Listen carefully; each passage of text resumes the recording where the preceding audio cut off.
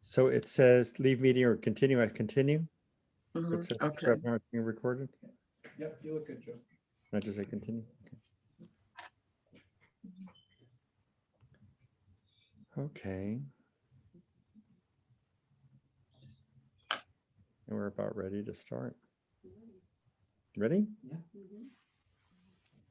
I have 7:59. Is it 8? Want to start? Yeah. Okay. Hi, everyone.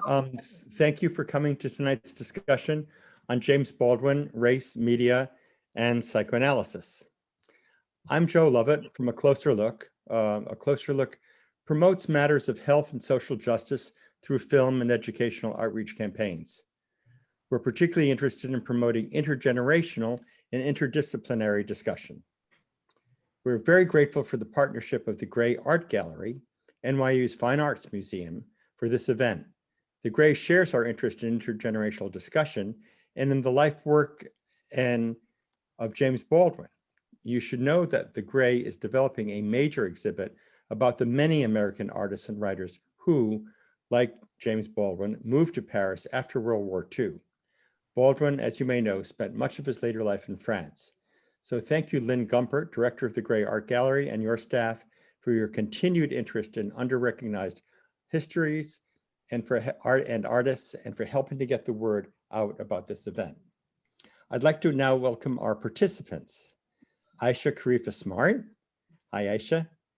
An educator and public speaker who has facilitated discussions about her uncle, James Baldwin, at academic centers such as Columbia, NYU, the Schoenberg Center, the Kennedy Library, and the Library of Congress.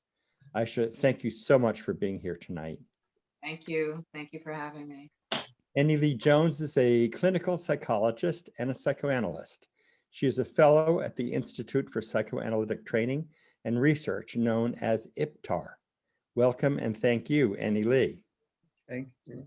And my dear friend, Victor Bonfilio, is also a psychologist and psychoanalyst and a founding member of the Psychoanalytic Institute of Northern California. Welcome and thank you, Victor. Thank you, Joe. Hi, everyone. Hi.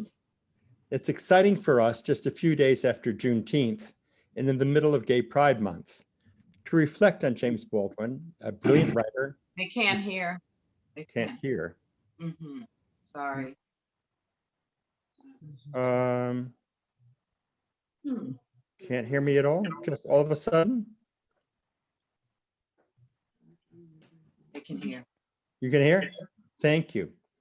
It's exciting for us just a few days after Juneteenth and in the middle of Gay Pride Month to reflect on James Baldwin, a brilliant writer, reformer, and courageous thinker whose Blackness and self-proclaimed gay identity fed his genius.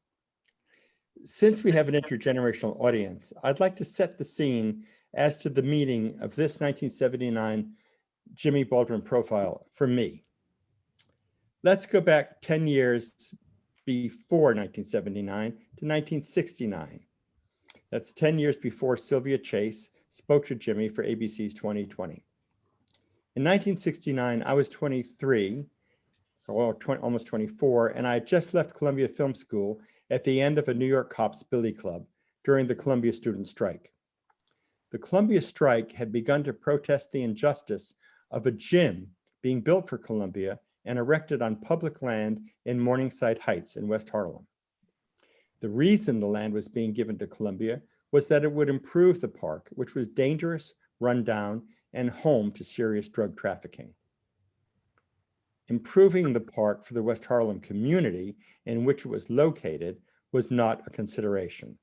I was a member of the West Harlem Community Association, and that was the group that started the Columbia protest.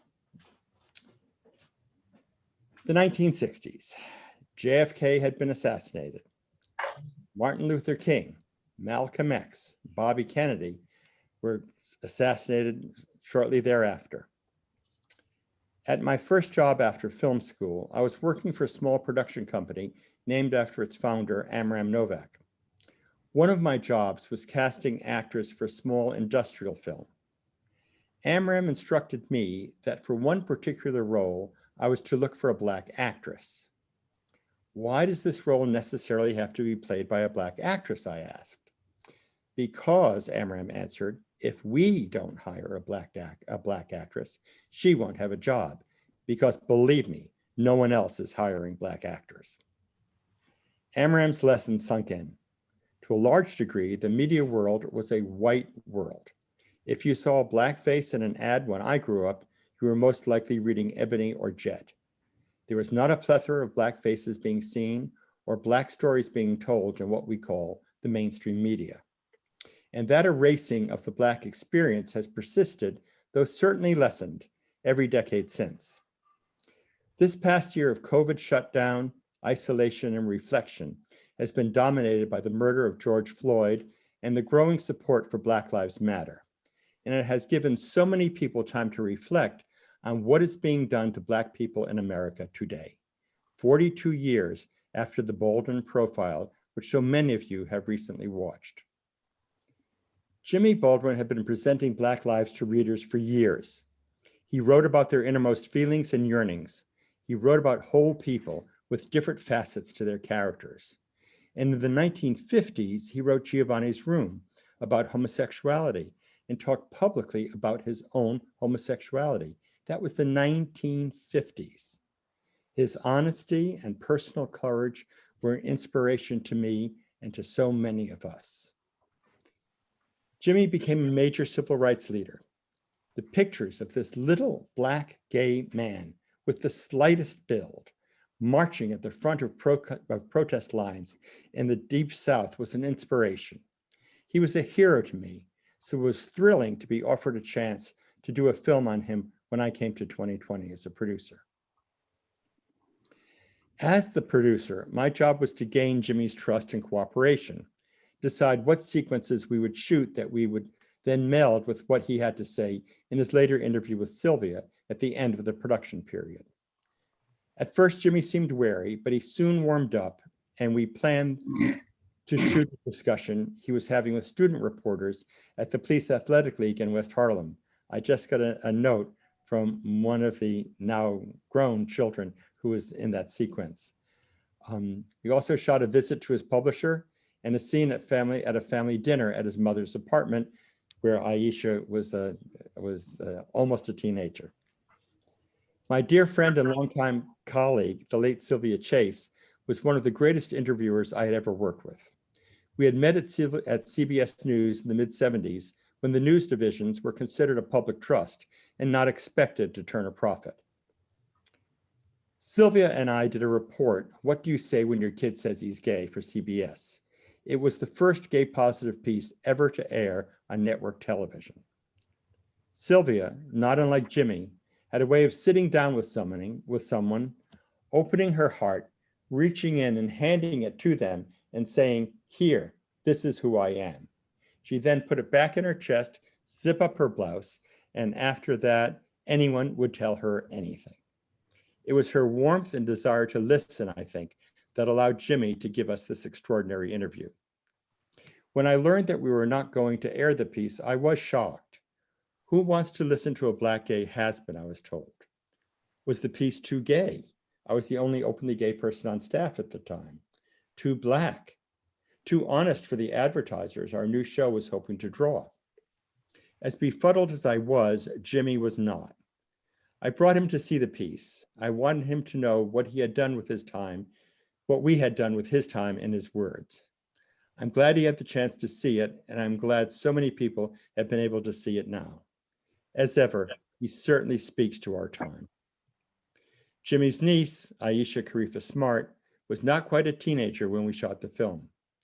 Aisha and I have been talking about Jimmy's work and influence, and one topic that comes up regularly whenever people talk about Jimmy is anger, which many, I think, confuse as hatred. Aisha, can you share your thoughts on the confusion of anger and hatred? Well, I'm not quite sure why there's confusion between the two, because they are two distinct emotions. Anger, righteous indignation, was something that my uncle and Black people have felt since we arrived on these shores. And to question that and to fear that natural reaction to the history that we have experienced is disingenuous, because it robs the person of their agency and their need to express what they're feeling at the hands of injustice. So that's what my uncle gave voice to. I know he scared a lot of people because he was very passionate about his disappointment and his anger. But hatred, no. I'd like to read a short passage from The Devil Finds Work, which is one of my uncle's favorite works, where he analyzes Hollywood. And he talks about his teacher, Bill Miller. And I'll just read a short passage. I had been taken in hand by a young white school teacher, a beautiful woman, very important to me. I was between 10 and 11. She had directed my first play and endured my first theatrical tantrums, and had then decided to escort me into the world. She gave me books to read and talked about the books and about the world, about Spain, for example, and Ethiopia and Italy, and the German Third Reich, and took me to see plays and films to which no one would have dreamed of taking a 10-year-old boy. I loved her, of course, and absolutely with a child's love. Didn't understand half of what she said, but remembered it, and it stood me in good stead later. It is certainly partly because of her, who arrived in my terrifying life so soon, that I never really managed to hate white people, though. God knows, I have often wished to murder more than one or two. But Bill Miller, her name was Arilla, we called her. She was not white in that way. And so that's from The Devil Finds Work. And my uncle very openly discussed his anger, his rage, but he never hated anyone. And we weren't allowed to even use that word in our home. My grandmother didn't allow us to use the word hate. And we were taught the ministry of love. My uncle was a preacher, so he was well versed in the Gospels and in the scripture, and it is a ministry of love. And that is the underlying message in all of his works. No matter how enraged he came across, it was always about love and the greater human family and the brotherhood and sisterhood of humanity. And he was concerned about white people as much as what their hatred did for them. Right, well. Exactly. That was his main point, is the destruction that racism and white supremacy exacted upon the people who promulgated it, who put it forth and promoted it. And that was as great a concern. And that I know came from my grandmother, because she always taught us that, my grandmother Bertis always taught us that when people treat you a certain way, it's more of an indication of the state of their soul and the state of their being and consciousness than it is about you. So right. He took that with him, and that is all throughout his work and his writing. Yeah. He understood that. It's hard to avoid. It's really hard to avoid. Andy Lee, you were very moved by Jimmy's words when you first saw the profile, and continue to be after you've seen the piece, I know, a number of times. Can you share your thoughts on it? Yes, I want to first say thank you, Joe, and thank you, Victor, for bringing me into this experience.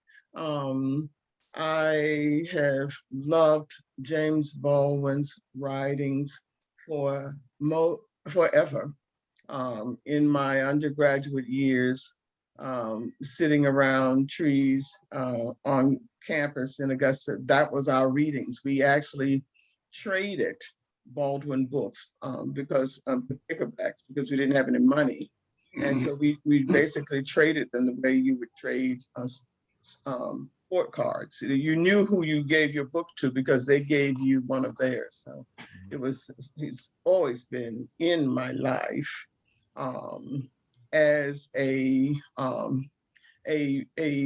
basically a thinker and a reader of current events. In other words, you could go into the writings of Baldwin and experience your everyday without any hesitation at all.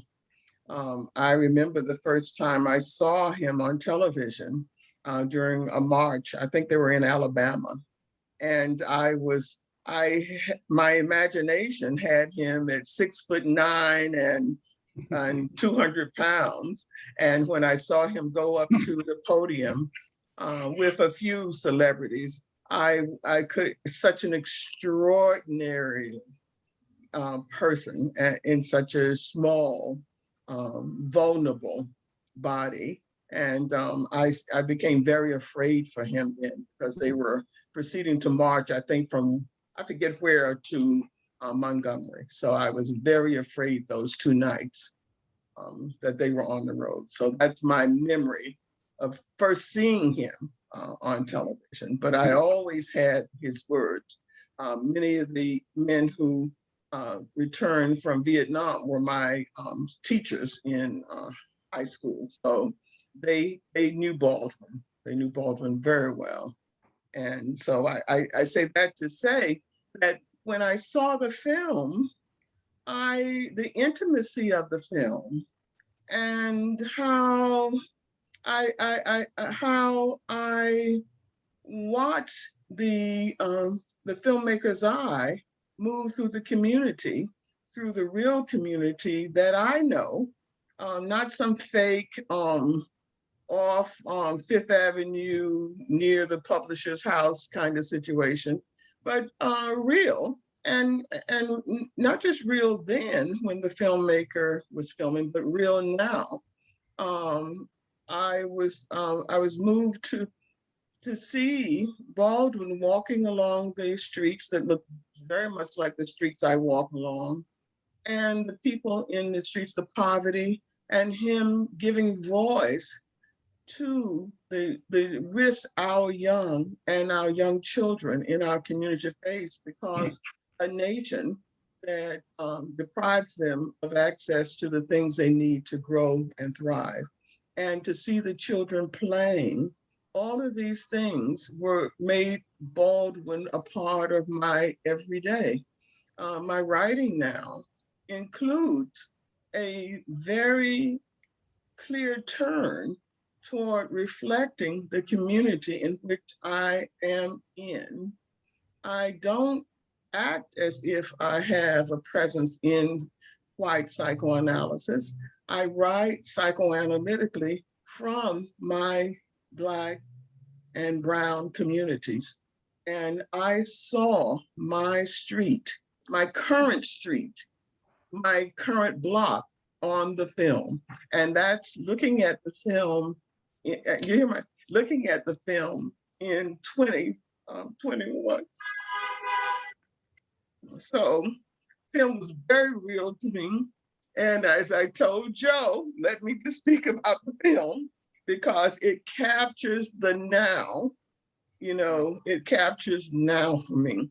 On the way when I catch the bus 2 blocks away, I stand in front of the Black men who are sitting on the folding chair out on the street. All of these, the film is real. The film is me. The film is my everyday. The film is my real world. And I think for psychoanalysis to have a future, it has got to embrace the realities of communities of color, BIPOC communities of color, and the devastating impact of poverty on our lives. There are some things I wanted to make note of from the film, and that I had always romanced the idea of going to Paris or going to Turin.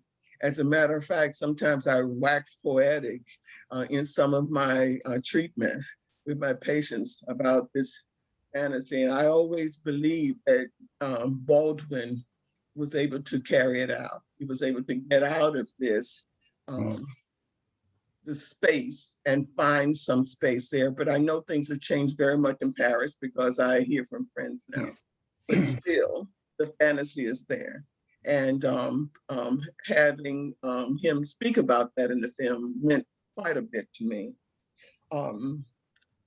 The whole idea of capturing aspects of everyday Black life now is in the film. The fear, shame, and anger that is all often attributed to Baldwin through his writing, I think it's Baldwin simply capturing the reality of Black lives, of Black lives. Yeah. Yes. Yes, Aisha. Yes, exactly. I wondered if Baldwin had the chance to fall in love, not to be loved, but just to fall in love.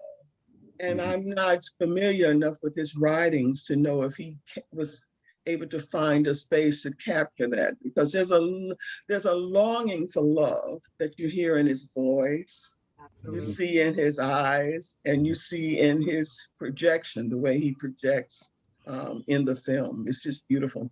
The scar on his nose troubled me, and I thought about it last night. So I reviewed the film a couple of times today just to see if my eyes immediately locked on the scar on his nose.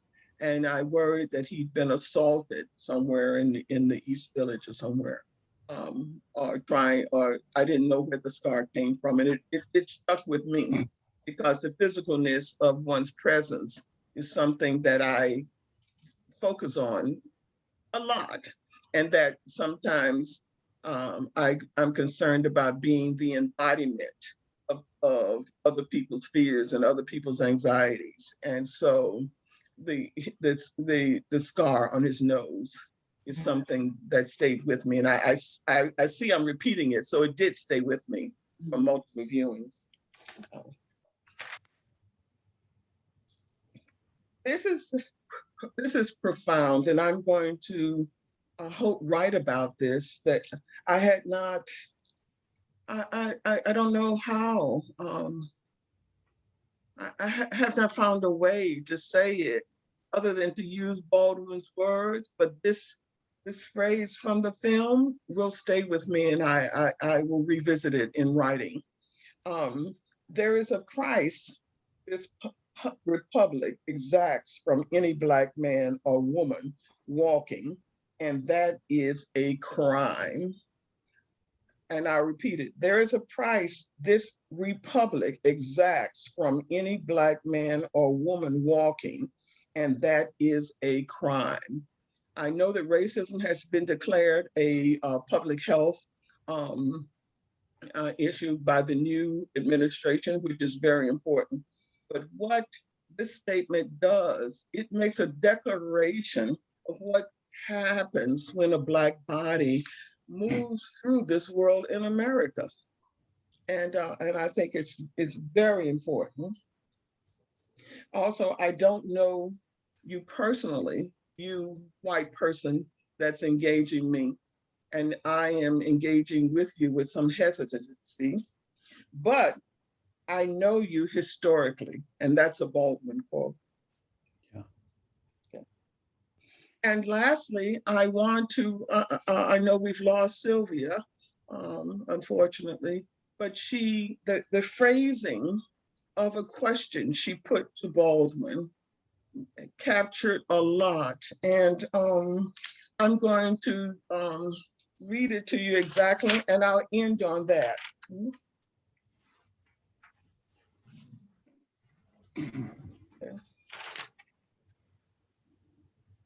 It sounds as if you believe that slavery is a curse on us somehow.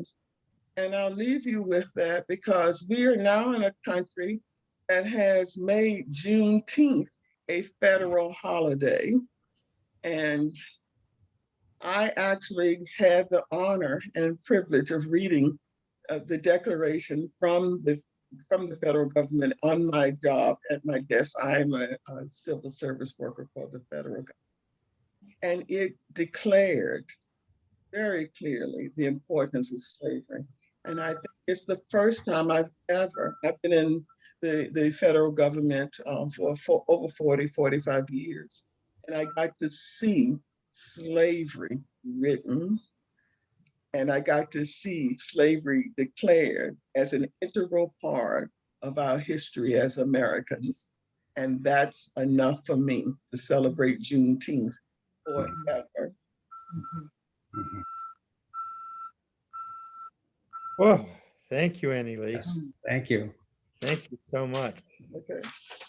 Vic, that's a tough act to follow. I'm sorry. Victor and I are like this. Yes. Without Victor, I wouldn't be here, I think. So, Whoa. yeah, We're pals. Victor has been my support. This is not my, anyway, Victor is, yes, Yeah. Victor. So Can you talk about your reactions to the profile and why you thought it would be valuable to people in the psychoanalytical community? I think that, as I've heard both speakers speak, it's so moving, it's very deeply moving. We in the psychoanalytic community, we can get pretty intellectualized. And I'm going to do a little bit of that before I undo a little bit of that. I'm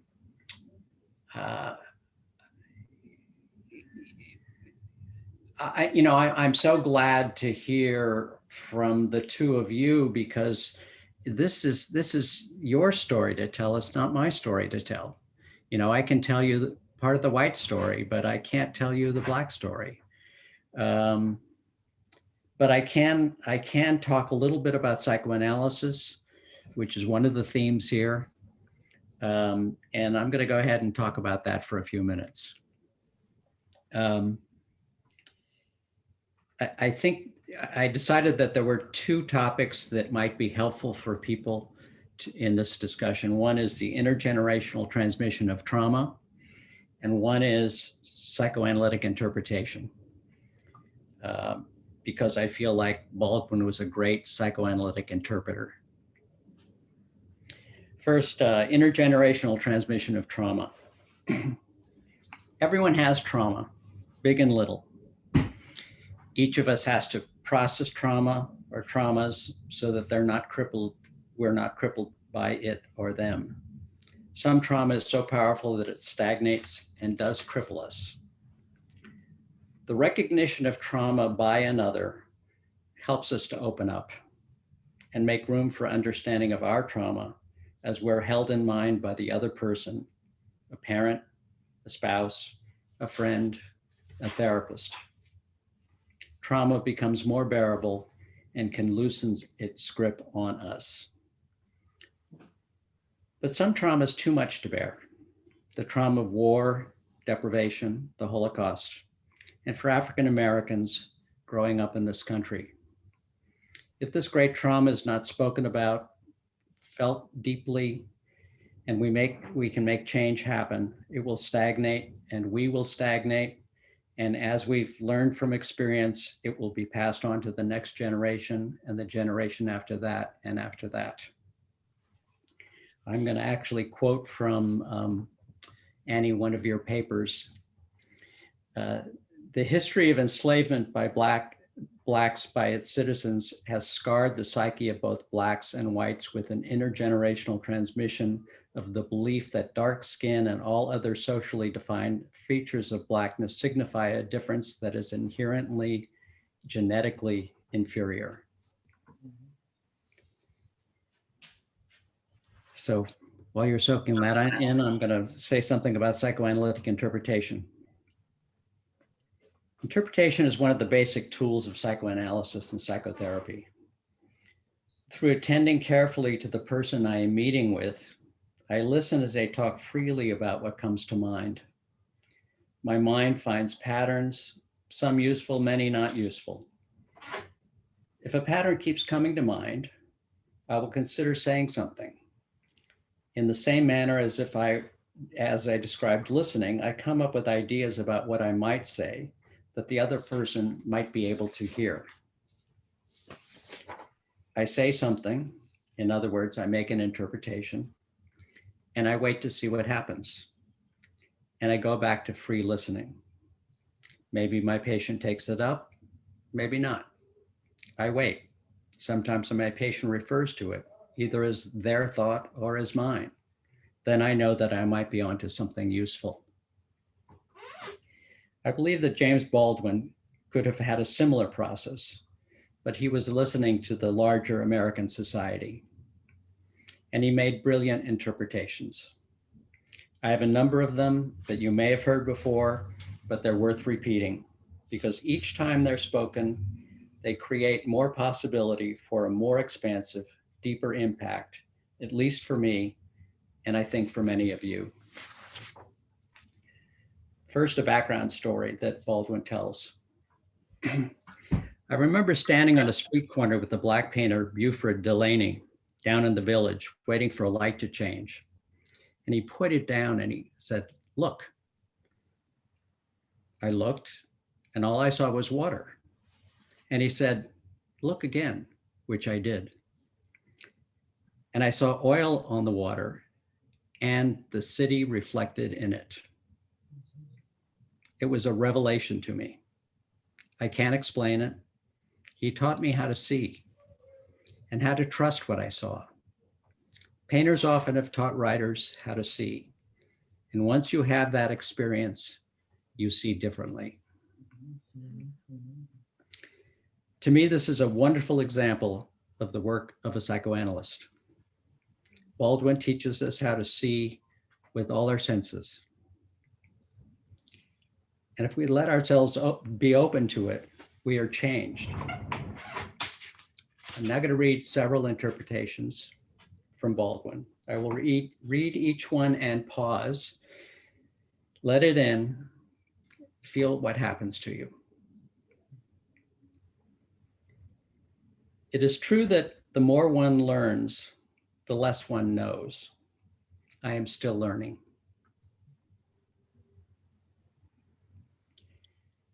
I didn't think of myself as a public speaker or a spokesman, but I knew I could get a story past an editor's desk. And once you realize that you can do something, it would be difficult to live with yourself if you did not do it. It is certain in any case that ignorance allied with power is the most ferocious enemy justice can have.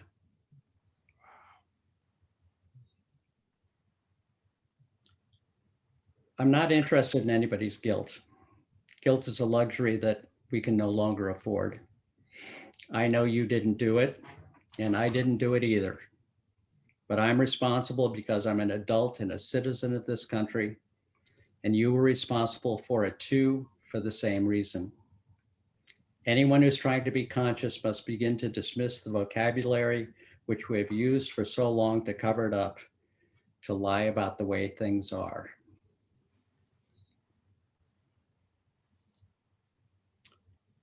You think your pain and heartbreak are unprecedented in the history of the world.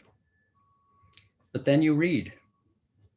It was Dostoevsky and Dickens who taught me that the things that tormented me the most were the very things that connected me to all the people who were alive. Only if we face these wounds in ourselves can we understand them in other people.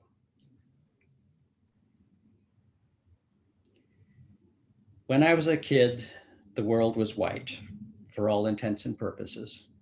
And now it's struggling to remain white, a very different thing.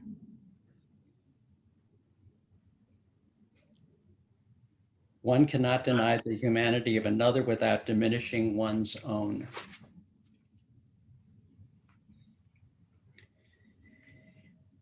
You have to decide who you are and force the world to deal with you, not its idea of you.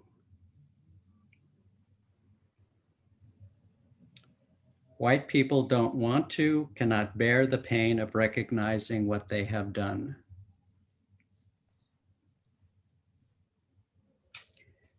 Not everything that is faced can be changed, but nothing can be changed if it is not faced.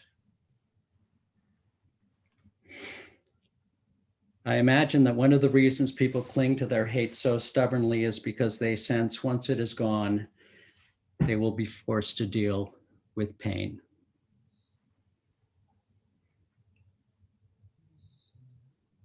Thanks for listening. That's Thank what I you, have to say. Yes. Mhm. Whoa, thank you, Victor. That's, And it's a sort of a plea to everyone who's watching, listening, read more Baldwin. yeah, Mhm. Right, yeah. Yes. absolutely. He's got it down. It's amazing. It's such a privilege to read him. It was such a privilege to get to know him. And Aisha, I mean, to be his niece, to be part of his family, to be part of the quest to keep his voice alive. That I think that Victor is just a perfect witness to the importance of that. Can you talk about the resurgence of interest in Jimmy's work? I know that he sort of went out of favor, and then all of a sudden he was like it seemed like all of a sudden he was recognized again, and as he is now. Can you talk about how the various stages that went through and where we are now? Well, I mean, he went out of favor for some people, and for some people, he was always a point of reference, an inspiration, as Annie Lee suggested. He was always there, especially for Black people. We never discarded him. He was no longer maybe a cause célèbre in terms of the, the greater society. He wasn't as famous as he used to be. But he always remained very dear and very important to Black folk, and, everywhere I speak, people come up to me and talk about how James Baldwin got them through a particular time in their lives. I witness the spirit of the times, the zeitgeist, if you would, and it happened gradually and then has reached the crescendo, and it was almost like a spiritual kind of thing, because it happened very subtly at first. I was getting invited to speak, and people wanted to know more about Baldwin, and people had questions that they felt were unanswered about his life and his last days and who he was. And I credit greatly Black gay professors and professors, Black professors in the academy, as well as white ones who were brave enough to teach him when he wasn't being taught at Ivy League schools, none of which he attended. He's not a product of the academy. One of his famous quotes is, "I'm not about to spend my time in some ivory tower cultivating my craft," because he was a foot soldier in the movement, and he saw that as a luxury for him, being a patriarch, a father figure in his family, and having to take care of his family, and also having to show up and be a witness to the movement. He wasn't discounting his brothers and sisters who did choose to go and get higher education, but that wasn't his path. So it was very interesting when all of a sudden schools like Columbia and NYU were doing symposiums on his life and inviting scholars, and there is an actual term now, a Baldwin scholar. There are people who teach Baldwin as a discipline in higher education. It's totally unbelievable, considering he is not a graduate and he never received an honorary degree or anything like that. So the academy largely renewed the interest, started teaching classes specifically focused on his work. And then the young people just took to him. I mean, I always say that I believe he wrote for this generation in many ways. He speaks to them in a way that writers of his age group just, don't speak to in the same way. And in many ways, he embodies intersectionality because of, like he said, he hit the jackpot. He's Black, gay, and was born Black, gay, and poor. And he, just speaks to so many different people, and this generation has embraced him. So I would say that also, I mean, I'm a fan of Carl Jung, and I don't know if it's proper to say, please correct me, but it's almost like the collective unconscious of America. He was there all the time. Yes. And he's now emerged from that place of sleep, and he's emerged and has taken over. Yeah. Every day you're hearing people quote him every day and reference him in writing and literature and television and every genre. His name and his words are resounding throughout the consciousness of America and the culture. And so it has been quite something to witness. Mhm. And I'm happy because he was very troubled when he passed, that somehow he wasn't able to make the impact that he wanted to make, but he had no idea. No idea. That the generation, those who were going to appreciate him and cheerlead him, hadn't yet been born. Mhm. And so he always used to say, I'm worth more dead than I am alive. And just to witness the love and the reverence for his voice and his words and the timelessness and the prescience of his writing, Mhm. the prophetic nature of it, how he speaks to this time. It's chilling. It's unbelievable. It's every day I'm just in awe and very, very grateful, because I was 12 when that was filmed, and I was sitting right next to him. Yep. And my brother TJ was sitting, I was on the right of him, my brother TJ was on the left, and my little cousins were there. And we were used to conversations like that, and my grandmother was telling him, Jimmy, calm down. And if he would curse, she would go like that. And she was trying to get him to calm down. And I was sitting there and I just felt like it was a combustible moment.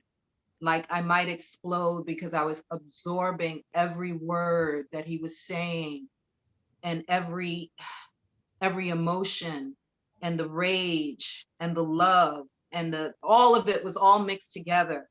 And I was just trying to hold it together for the camera and be present and just listen to what he was saying, because so much of what he did, he said to us, was for us, for the younger generation, for his nieces and nephews. He didn't have any children. We were his children. And that's why you will hear him say, my nieces, you've wasted my mother's time, my mother and my father's time, my sister and my brother's time, my nieces and my nephew's time. He would always put us and include us. And so it's very important for me from 12 years old to now to witness the resurgence of his voice, his work, and the love with which he's being embraced by many in the younger generation. Yeah. It's interesting that I felt very strongly that he spoke to the generation of the 60s. No, he did. Yes, he did. And people, and he had a powerful effect. And I just don't understand what, if that was lost, or if it was, why? Do you have any idea on that? I would speak to Vic and talk about intergenerational trauma. because when Medgar Evers was killed, Malcolm X was assassinated, Martin Luther King was assassinated, John F. Kennedy, Robert F. Kennedy, we were traumatized as a nation. Mm-hmm. And I don't think we've ever really dealt with that trauma. We just moved on the best way we could, but I don't think as a nation we've ever really confronted the impact that those killings had on us. And I think a part of people's spirits went into hiding. Yeah. And the kind of bravery and the kind of expression that you saw in the 60s, it suffered a mortal wound. Mm-hmm. And people have been trying to move forward with that mortal wound. And that trauma hasn't been spoken to. And so talk about, I mean, we need to have a discussion about intergenerational trauma and how people in the 60s were impacted by the violence and the killings and how it impacted my generation. Yeah. Because we lived in fear. I didn't know why my family was fearful. I didn't understand, but I absorbed it. I absorbed it. I absorbed the anxiety. I absorbed the fear because my uncle's life was in danger. I mean, he was targeted, but we didn't talk about it. No one spoke about it, but it was present in the atmosphere. It was present when you got together with family. You could sense that something quite wasn't right. And so even though I didn't understand it as a child, I understand it now. And now I have the tools to begin to unpack it and look at it and understand where that, some of that trauma, how it was transferred, because they say whatever is not transformed is transferred. So a lot of, I think that's what happened in the 60s. It was a tumultuous time. It was a hopeful time. It was an exhilarating time, but it caused a lot of wounds to people, and people are still recovering from that. On the white side, Jimmy and I would talk about the place of white people in the movement, and I remember talking to him one night about Stokely Carmichael saying white people didn't belong in the movement anymore, and that Black people would take care of it themselves. Right. And Jimmy looked at me straight on and he said, "You shouldn't have listened." Period. And I had this incredible sense of shame, that I hadn't stayed as involved as I had been. Just because I felt that there had been this edict, and I think there were a lot of people like me, that were somewhat involved that became less involved than we could have been because of that. And he was right. We shouldn't have listened. Here's a question here for you, Aisha. Would you be able to share any things that you remember that you feel your uncle gave to you, or told you that has helped prepare you or inspire you to live the life that you are living? Yes, that's something I'm interested in, and very much interested in. Okay. I have the perfect quote for you. And this is the quote that I live by and I walk with. And it was for us. It was for everyone, because his writing was for everyone, but he was specifically speaking to the upcoming generation. Your crown is already bought and paid for. All you have to do is wear it. Wear it. And he told us that. And so my brothers and my sisters and my cousins, we walk the planet as if our crowns have been bought and paid for. Our ancestors paved a way, they sacrificed, they did things in order for us to be able to enjoy the incredible lives that we enjoy. you know, so there has been progress. There's a long way to go, but the life that I have lived is completely different than the life that my uncle lived as a child. Yeah. You know, Mhm. he once said I didn't have a childhood, I was born dead. And he meant that his childhood was so oppressive from many different angles. His fear of white people, his fear of my grandfather, and my grandfather was who he was because he had to endure Mhm. the brutality and horrible treatment at the hands of white people, trying to feed his family, trying to maintain his manhood Mhm. and his dignity. You know, it was being stripped from him on a day-to-day basis. So of course people bring that back home Mhm. and enact it out on the family. And that's how the intergenerational trauma. So my generation, the next generation, we were once removed from that. And so I've been able to live my life knowing with a certainty that I come from a great stock, people who endured and people who fought and people who sacrificed. And so that gives you a sense of purpose. It gives you a sense of belonging and knowing that you belong, even if people say you don't. Mhm. You know your history and from whence you've come. Yeah. You know, and so no one can take that from you. And so he gave that to us. And he was an incredible human being because not only did he write and he spoke, he was a powerful orator, and he took care of his entire family. He took care of it. As soon as he made enough money, he bought his mother a house Yep. on the Upper West Side. And he said to his family, come. And he carried, he did what most men want to be able to do, especially Black men, is to Yes. take care of your family. Yeah. And he did that and is still doing it. And yeah, he was just an incredible human being all around, because as we know, some artists are wonderful artists, but they're not the greatest human beings Right. always, sometimes. But he was incredible as an inspiration for the world, all over the world. There are people from every walk of life, from every race, every gender expression that say, your uncle changed my life.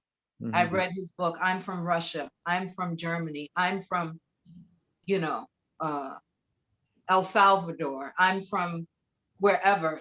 I read his book. It changed my life. So his writings really have no color. It's about the Black experience, but the Black experience is the lens through which he wrote to speak to all of humanity. Yeah. And people can relate. And that's truly, truly. Aisha, how many siblings, how many of Baldwin's siblings are shown in the film? They would be. I think in the clip, my mother, who's Gloria, I believe my Yes. Aunt Paula, who's the youngest, my Aunt Barbara, who's the oldest girl. I think my Uncle George was there. There were 9 in total. He was the oldest. So I Wasn't think David- there were about 4 or 5 present. Was Uncle David? I don't think.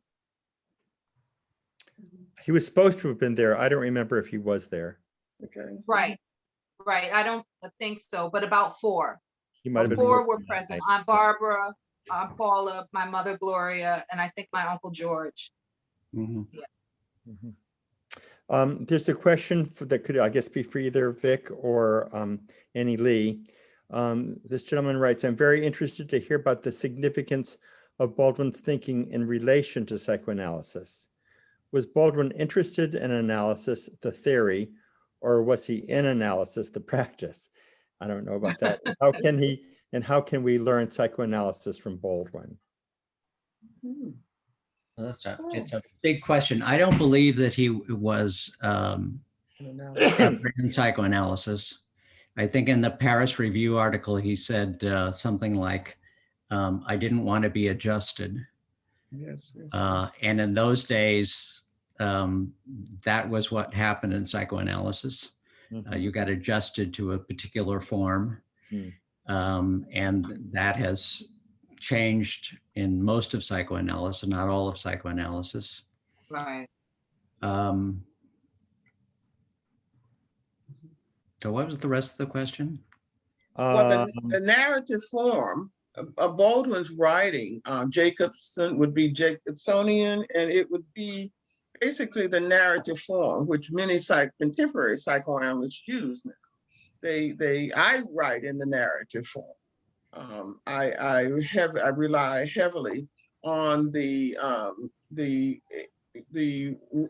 real is spelled with capital letters, the real world example to explore psychoanalytic constructs, especially as far as where the unconscious is concerned. What Baldwin does very effectively is the collective unconscious Jungian for sure.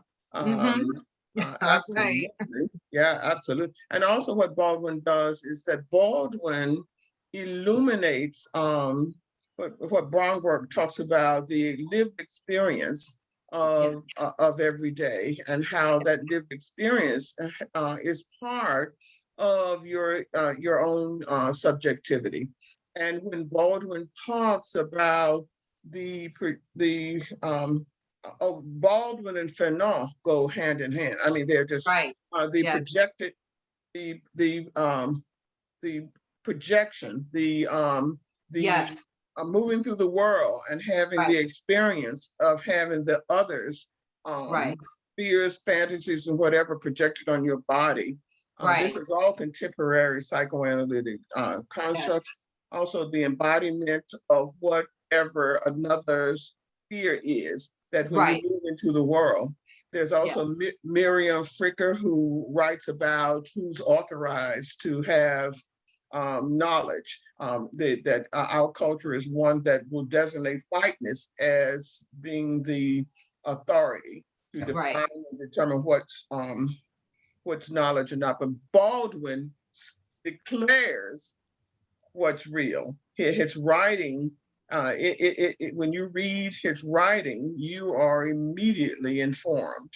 And so that's the kind of, it's just beautiful narrative writing.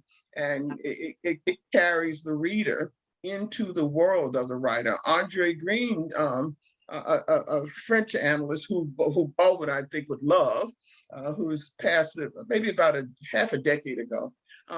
He has in his introduction a very fine description of the writer writing his experience, so the reader understands what the writer intends. And so that's Baldwin. Absolutely. It's Baldwin, yeah. Absolutely. I have a quote of Fanon from your paper. The colonized subject is constantly on his guard. Confused by the myriad signs of the colonial world, he never knows whether he is out of line. Confronted with a world configured by the colonizer, the colonized subject is always presumed guilty. Guilty, yes. The colonized does not accept his guilt, but rather consider it a kind of curse, a sword of Damocles. But deep down, the colonized subject acknowledges no authority.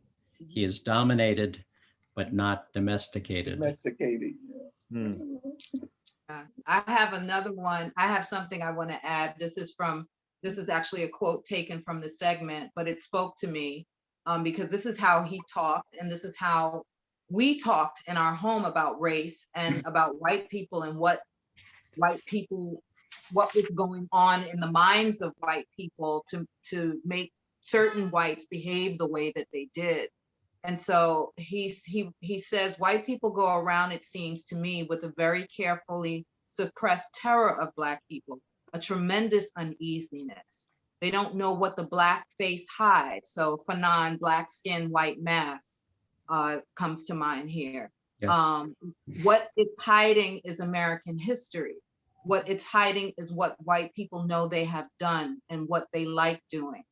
And of course, he's generalizing. White people know very well one thing.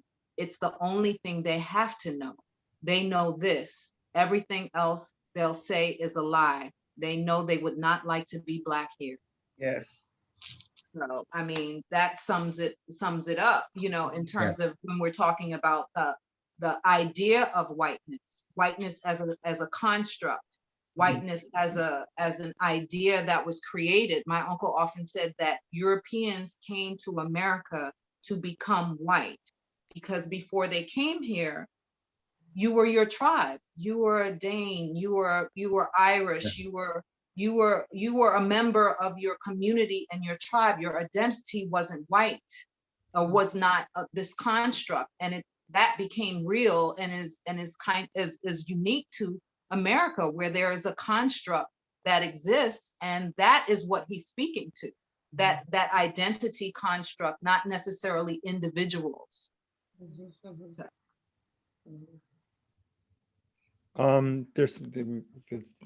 You guys have elicited a lot of questions. And I'm sorry for the audience, for some of them, I can't do all of them. I can't even do all the greatest ones. Can you clarify James Baldwin's position on Christianity's role in the subjugation of the slave?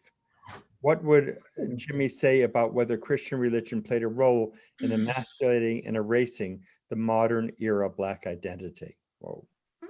Whoa.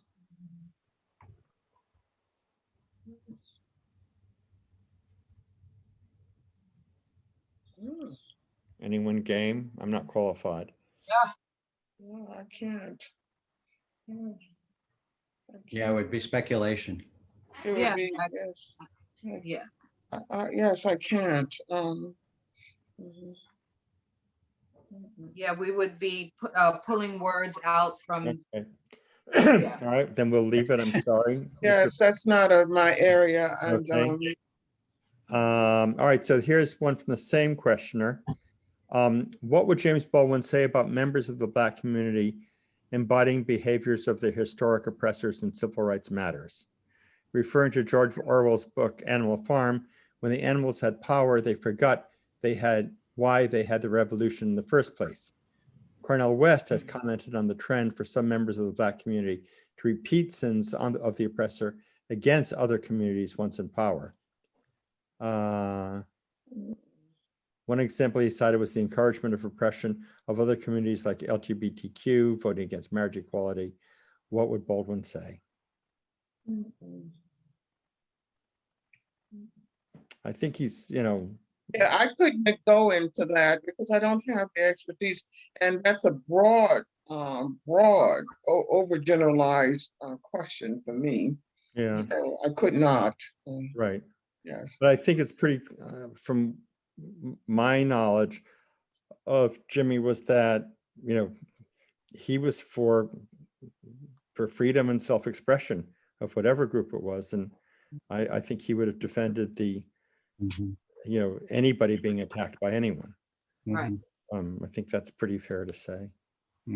But we have had some experience of when a group has been marginalized and then is no longer marginalized and then identifies with the majority community that had marginalized them. Yep. Right.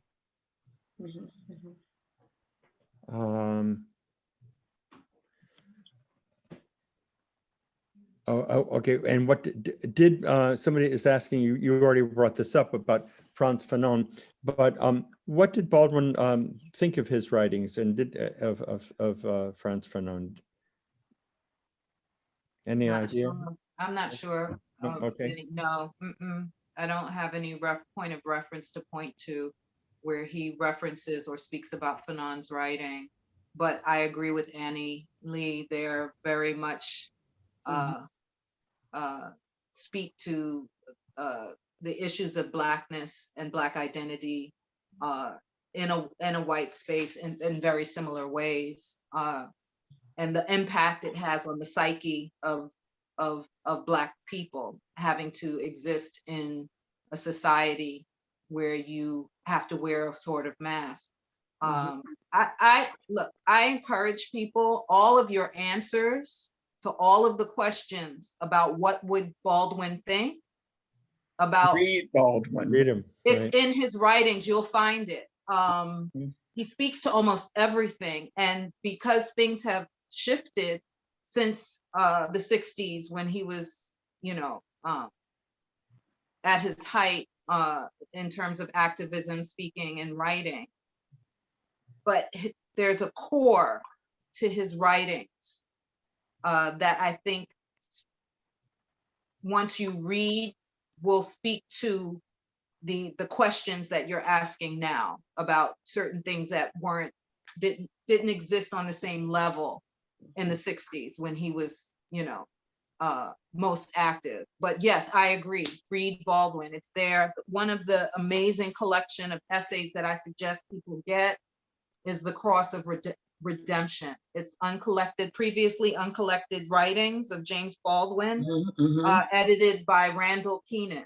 Oh, okay. Would you put it in the chat, please? Could someone put it in the chat so that? Yes. The Cross of Redemption. Okay. Yes. One of the things that can be imagined when you read both Baldwin and Fanon is just imagine the two of them in Montmartre sitting at a cafe table in the afternoon over coffee. And the two of them exchanging views about what they see and how they see all those around them reacting to their presence. That's what you can do. And you can make both Fanon and Baldwin very contemporary, because in a city like New York City, that is, in my experience, one of the most racially segregated spots in the world. Just imagine Baldwin and Fanon sitting outside in one of these now outside spaces, looking around them and having a chat about what they see. That's how you understand and experience Baldwin. Can I say one question that I think is important for Annie Lee and Vic that I saw come across? One person asked what book would they start with. I would start with The Fire Next Time. The Fire Next Time is important if you're being introduced to James Baldwin. I think it's like the document on race in America that people should start with. But someone asked, and I have this question too. How did you come to the idea to do a talk on Baldwin and psychoanalysis? What was the genesis of that? How did we get here? It was originally Victor's idea. Victor? Yes. Well, if you're alive and breathing in the last couple of years, there's been a lot going on. And I think psychoanalytic institutes, as well as most institutions, are saying, we have not paid enough attention to this. We have to pay more attention to this. Our racism became clear to us. And so when we were going to have an open house for, possible new candidates, I said, let's do some kind of program, that might bring people that might be interested in this kind of topic. And then I thought of Joe's film, and the fact that it had been banned made it even more interesting. And so we just had an open house. People came. It was all on Zoom. And Annie Lee arrived and was very quiet. And then at the end was very effusive about the discussion. And then Joe knew about it, and then he wanted to, then Annie Lee invited me to do a similar program at NYU. And that got broader with Joe and Nicholas and Brianna. And then there were more people who wanted to see it. So here we are. Exactly, yes. Yeah, I'd like to speak to the, there's been a lot of press about this piece being, quote, buried by ABC. And I want to, I just want to say that ABC in 2020 was a really great place to work. And I very much disagreed with this decision to not air this piece. But there are other pieces that weren't aired as well for different reasons. Right. And there was, people had reasons, and good people make bad decisions, and bad people sometimes make a good decision. But for the most part, it was a wonderful place to work. Half the people hired were women. I was openly gay. There were, Black people were hired. Difficult people who had very strong opinions about things were hired, and our bosses listened. They didn't always do what we wanted, but they listened. And it was a fabulous place to work. And this was a moment in time. This was 42 years ago, and I'm sorry that it wasn't aired at the time. But I think the words, perhaps, as I think you said, Aisha, that maybe this is the right time Yes. for these words to be heard. And Annie Lee, I want to thank you for your kind words about the filmmaking. A lot of people think that if you're this and not that, you can't make a film about that. And I tend to just, politically, I understand that, but artistically, I disagree with that. And I think that if someone is sensitive, they're sensitive, and they can hopefully tell anyone's story, or Yes. or make room for anyone to tell their story. And I very much appreciate your praise. I'm very touched by it. But I do want to speak about you, Joe, and that is that you do films that are very close to your heart. Going Blind, the film about your mother's death, the Inquisition, I could go on and on, but they're all very, it springs from a very heartfelt place in you. And then your intellect comes in, and man, it figures out how to do it. Yeah, it tries. Yeah. Tries. Well, listen, unless you guys have something else that you'd like to add, I think we could end here. Is that, yeah, Aisha?